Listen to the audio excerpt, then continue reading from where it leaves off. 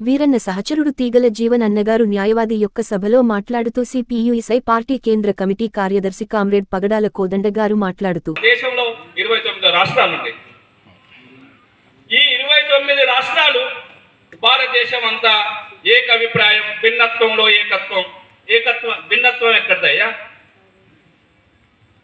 భిన్నమైనటువంటి సంస్కృతులు, భిన్నమైనటువంటి భాషలు, భిన్నమైనటువంటి వేషధారణలు, భిన్నమైనటువంటి ఆచార వ్యవహారాలు, ఒక జిల్లా నుంచి ఇంకో జిల్లాకు, ఒక రాష్ట్రం నుంచి ఇంకో రాష్ట్రానికి భాషలు వేరు, సంస్కృతి వేరు, వేషం వేరు, భాష వేరు, ఎన్ని భిన్నాలు ఉన్నటువంటి ఈ దేశంలో ఇది ఏకదేశం కాదు. ఇది భిన్నమైనటువంటి భావాలు, భిన్నమైన సంస్కృతులు ఉన్నటువంటి సంయుక్తంగా ఉండేటువంటి ఒక దేశము. అందుకే ఇండియా అనేది దేశం కాదు, ఇండియా అనేది భిన్న రాష్ట్రాల సమ్మేళనం. భిన్న రాష్ట్రాల సమ్మేళనం. ఈ సమ్మేళనంలోనే ఆయన ఇండియా సంయుక్త రాష్ట్రాల కమ్యూనిస్టు పార్టీ అన్నాడు. ఇది మొట్టమొదట చెప్పినటువంటి వాడు doctor B R Ambedkar. Comrade Veeranna ఈ అభిప్రాయాన్ని అంబేద్కర్ ఆలోచన నుంచి తీసుకున్నటువంటి. ఇట్లా వీరన్న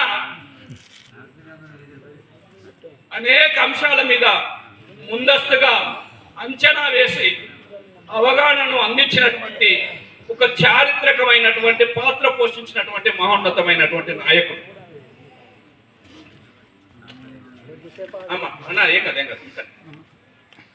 అందుకని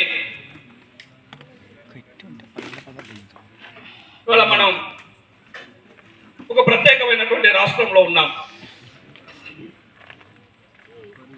తెలంగాణ రాష్ట్రం ఏర్పడి 10 సంవత్సరాలు ముగిసింది మొన్ననే, జూన్ 2వ తారీఖు నాడు. ఈ ఉద్యమాన్ని చాలామంది పుస్తకాలలో రాస్తూ ఆధిపత్య మీడియా కానీ లేదంటే సామాజిక వర్గాలు కానీ వాళ్ళంతా కేసీఆర్ ఈ ఉద్యమ నాయకుడు అని చెప్పేసి చెప్తారు. మీ అందరికీ తెలియజేసేటువంటి విషయం, కేసీఆర్ పార్టీ పెట్టింది 2001లో.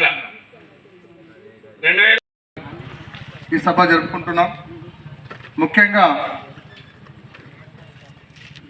స్టేజ్ పెద్దలందరికీ ధన్యవాదాలు తెలియజేస్తూ, నేను సూర్యాపేట జిల్లాకు సంబంధించినటువంటి లేదా తెలంగాణ సాయుధ రైతాంగ పోరాట చరిత్రను చదువుతున్నప్పుడు నూతన్కల్ ఏరియా సంబంధించినటువంటి ఒక అప్పుడు ఆనాడున్నటువంటి డిప్యూటీ కమాండర్ని భూమి కావాలన్నందుకోసమే భూమిపై బతుకున్నటువంటి మనిషిని, డిప్యూటీ కమాండర్ ఆయుధ పోరాటం చేస్తున్నటువంటి నాయకుడిని భూమిపైన సిలువ వేశారని చెప్పి ఆ చరిత్రలో కామ్రేడ్ చండ్ర పుల్లారెడ్డి రాయడం జరిగింది.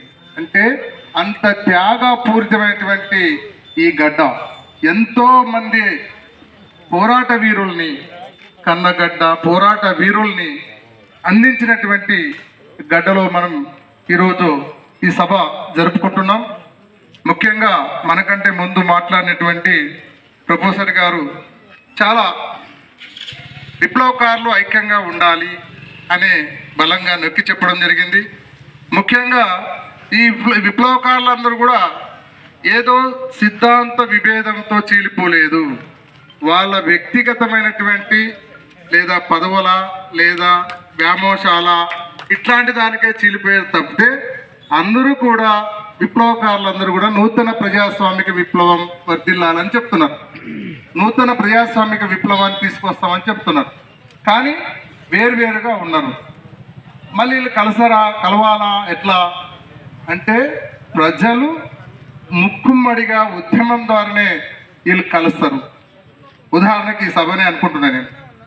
ముఖ్యంగా కామ్రేడ్ మారోజు వీరన్న వర్ధంతి సభ మే 16 అక్కడ కొత్తగూడెం గ్రామంలో ఆ రోజు జరుగుతుంటే ఆ సందర్భంగా అక్కడ వీరన్నకు సంబంధించినటువంటి అభిమానులు లేదా అంతకుముందు